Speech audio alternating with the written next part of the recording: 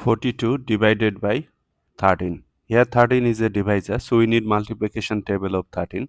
13 times 0, 0, 13 times 1, 13, 13 times 2, 26, 13 times 3, 39, 13 times 4, 52. To find out the multiplication table of 13 easily, just add 13 with the previous step.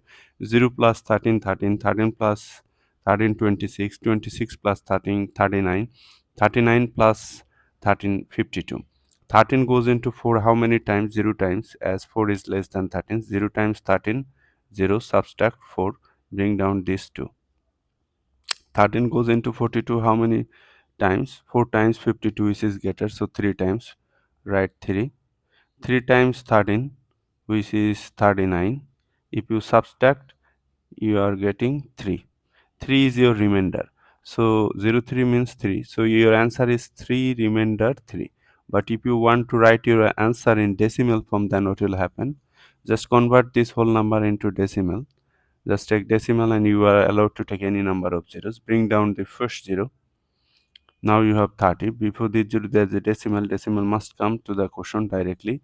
13 goes into 30 how many times? 3 times 39, which is greater, so 2 times, write 2. 2 times 13, which is 26, subtract 4. Okay, bring down the next 0, so 40. 13 goes into 40 how many times? 3 times. 3 times 13, which is 39, so subtract, you are getting 1. Bring down this next, you can add any number of zeros, bring down next 0, so you are getting 10. 13 goes into 10 how many times? Actually 0 times, because 10 is less than 13, so 0 times 13, which is 0, subtract 10.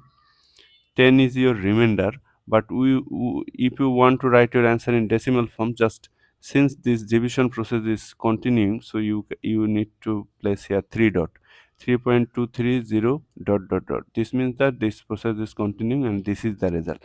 After decimal, just I have taken 3 digit, and you should do this.